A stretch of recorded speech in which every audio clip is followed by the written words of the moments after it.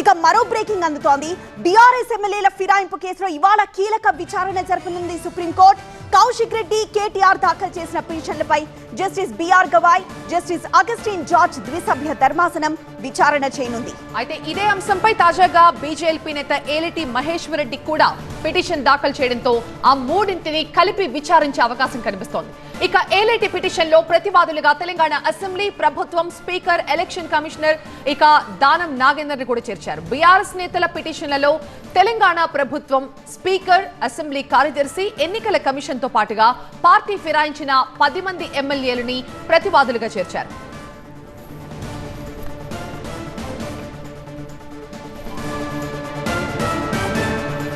మా associate editor Mahatma ప్రస్తుతం live లో జాయిన్ అవుతున్నారు. మహాత్మా, ఈ 3 పిటిషన్ల మీద కూడా విచారణ జరగబోతున్నట్టు తెలుస్తుంది. సో ఏ టైం కి మనకి సమాచారం అందే అవకాశం ఉంది?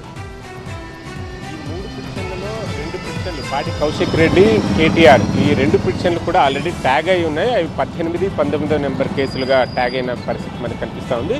ఆ తర్వాత ఈ మహేశ్వర్ రెడ్డి దాఖలు చేసిన పిటిషన్ ఆ తర్వాత విచారణకు రానుంది. అయితే మూడింటిని కలిపి విచారణ జరిపే అవకాశం ఉంది. ఎందుకంటే ముగ్గురి ప్రేయర్ కూడా ఒకటే, అనర్హత వేటు వేయాలి పార్టీ ఫిరాయించిన ఎమ్మెల్యేల మీద అన్నదే. అందులో మహేశ్వర్ రెడ్డి, ఒక దానం నాగేందర్తో పాటుగా అసెంబ్లీ స్పీకరు, రాష్ట్ర ప్రభుత్వం, అసెంబ్లీ వీటన్నిటిని కూడా ప్రతివాదులుగా చేర్చిన నేపథ్యంలో ఇప్పుడు ఆయన ఏం ప్రేయర్ కోరుతున్నారు, దానం నాగేందర్ మీద ఇమ్మీడియట్ యాక్షన్ కోరుతున్నారా ఏంటి అన్నది మనం చూడాల్సి ఉంటుంది. ఓవరాల్గా ఈ 3 పిటిషన్ల సారాంశం ఒకటే, భారత రాష్ట్ర సమితి పార్టీని వీడి కాంగ్రెస్లో చేరిన ఎమ్మెల్యేల మీద అనర్హత వేటు వేయాలి. ఆ వేటు వేసే విషయంలో స్పీకర్ సమయానుకూలంగా వ్యవహరించడం లేదు అన్నదే అందరూ కూడా లేవనెత్తుతున్న అభిప్రాయం.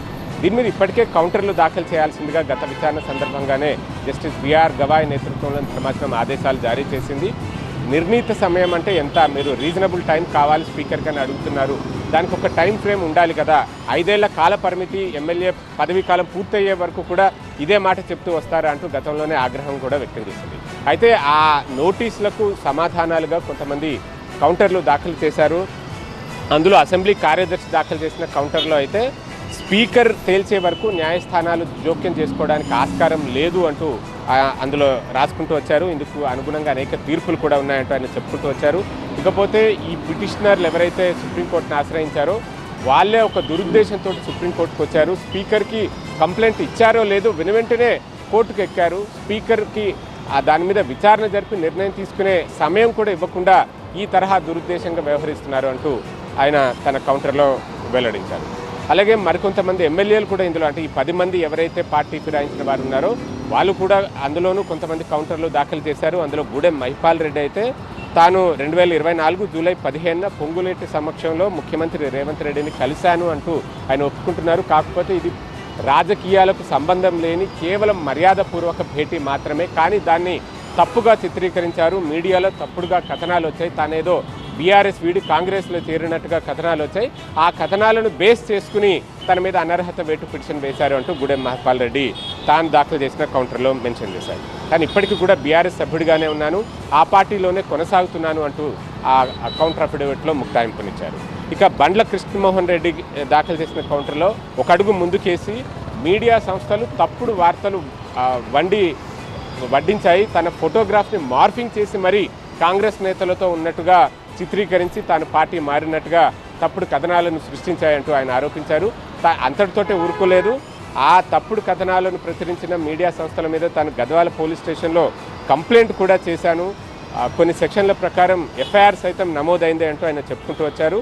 సో తన ట్విట్టర్ ఖాతా చూస్తేనే తెలుస్తుంది తాను పార్టీ మారలేదు అన్న విషయం. ఇప్పటికీ తాను బీఆర్ఎస్లోనే ఉన్నాను అంటూ ఆయన చెప్పుకుంటూ వచ్చే ప్రయత్నం చేశారు.